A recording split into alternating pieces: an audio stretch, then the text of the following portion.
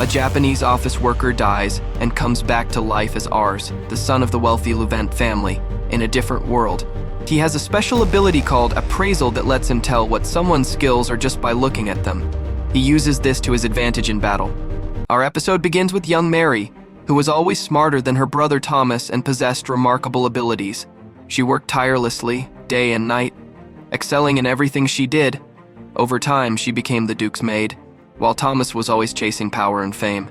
As the days passed, Mary's achievements were astonishing, earning her widespread recognition, until one fateful day. So I decided to exile her and appointed Thomas as the president's advisor. The Duke told him that from now on, he was counting on him for everything. Back to the present, Thomas says. Mary has figured out my entire plan, what brilliance, no doubt. At that moment, Mr. Bismarck arrives and informs him that Lord Koran and the others will soon reach Verzad. However, he advises Thomas to be more cautious next time. Thomas apologizes and promises to secure victory. Mr. Bismarck responds, "Hold your head high, Thomas. I know you're loyal to us, and I cannot blame you for anything." Then he raises his sword and says, "With this sword, I have drawn a path to victory, and I am counting on you, Thomas. Together we will achieve triumph." Thomas rejoices, having regained his trust, and declares they must eliminate Lord Koran for the sake of their homeland. The scene shifts to Lord Koran Aris and their allies gathered together. They declare that the time has finally come to seize Verzad Castle. Lord Koran speaks, saying, "Be prepared, for Thomas targeted me personally during our campaign at Stan's Castle. Should we expect more from them, they will not stop until they surround us, but I will rely on all of you." At that moment, there is a knock on the door, and a guard informs them that an envoy from Verzad is outside, requesting a meeting with Lord Koran. The scene transitions to the envoy introducing himself as a representative of Kansas Vandal, the leader of Verzad, with a message regarding the upcoming battle. He proposes a truce, shocking everyone, and says that Lord Kansas seeks to avoid unnecessary bloodshed. Lord Koran responds, "It must not be that simple." He knows he will lose but refuses to surrender. The envoy replies, "No, he wishes to avoid bloodshed. We have developed a powerful weapon capable of wiping an entire city off the map with a single strike. If you want to turn this into World War III, we are ready to do so." Lord Koran questions him, "If you possess such a weapon, why haven't you used it yet?" The envoy explains, "We do not want war, Lord, but we also wish to protect our lands. If your aggression persists, we will have no other choice. That's why I've come to request a truce." Lord Koran tells him that he needs some time to think it over. Afterward, everyone discusses the matter, and Mary suggests it is clearly a ruse. Aris asks Lord Koran if he has ever heard of such a weapon before. Lord Koran replies, "In previous eras, there was no weapon like the one they describe. However, I doubt that Verzad alone could develop such a powerful weapon as they claim. Yet, the matter remains unclear." At that moment, Russell reflects and says, "They must have figured out that we would reject the truce." He then asks Mary if she believes her brother Thomas has another objective. She replies that she knows nothing about it. Russell then says, "Very well, tell me some information about him so I can analyze the enemy properly." The scene flashes back to Thomas's father, who is surrounded by people accusing him of treason. He is told that he will be executed for conspiring against the crown. Enraged, he exclaims, "Impossible. I would never do such a thing." But the official informs him that the ruler has received reports from multiple sources.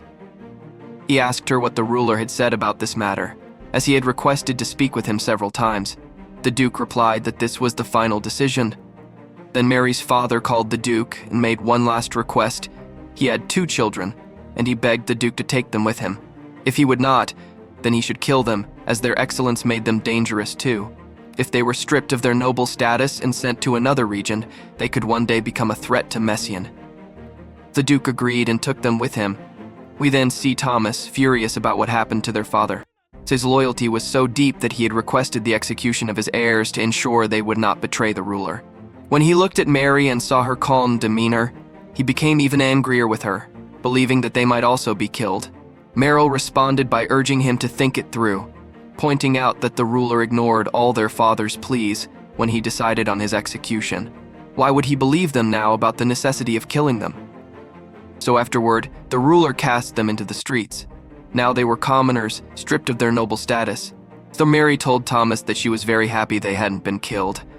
Their father had been a serious man, and he should have fled, flees and leaving them to face his execution. She admitted they had lost their home, but they still had their minds and voices, which could serve as weapons to carry on with their lives. Mary then removed the clothing that made her uncomfortable, saying she no longer needed them now that she was a commoner. They were focused on survival after losing their noble status. The narrative then returns to the present, where Mary tells Ars and his friends that she and Thomas joined the Academy for Commoner Officers and became strategic experts. Thomas grew to hate her, as he always found something to complain about regarding her. Ars and his friends were saddened to learn that she had endured so many hardships. Mary asked them to change the subject. The scene shifts to the castle of Verzad, where Thomas orders his soldiers to prepare for a swift departure. Lord Kansas asks him if he truly intends to go himself, especially now that Stan's castle has fallen under their control and there's no hope for reinforcements. Thomas replies that he will prove his loyalty to Lord Vasmark, and this time, he will defeat Mary and put an end to the past. Returning to Ars and his team, they discuss their war plan. Corin asks if everything is ready, and they confirm that reinforcements are on their way. He instructs them to contact him immediately if anything changes. A soldier informs Lord Corin that their scouts have reported a large-scale weapon spotted on Verzad Hill. Everyone is shocked by the report, as they had believed the rumors of such a weapon were false. They thought Verzad lacked the funds and expertise to build it.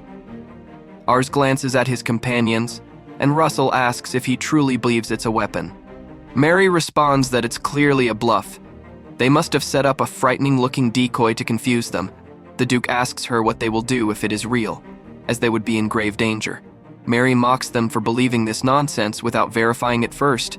Ars interrupts and insists they must confirm it.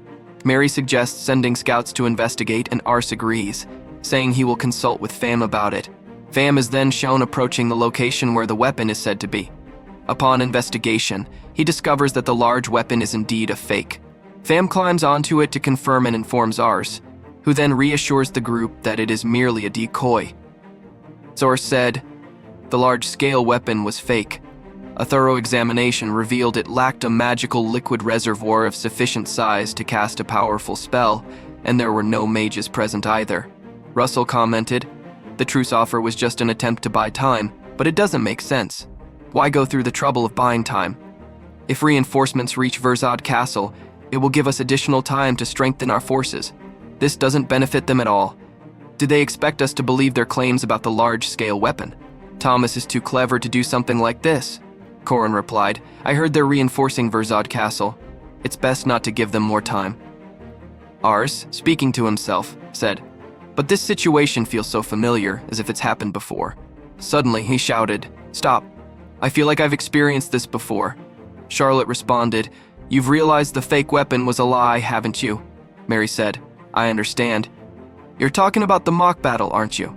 Ars shouted, yes, so it's the mock battle.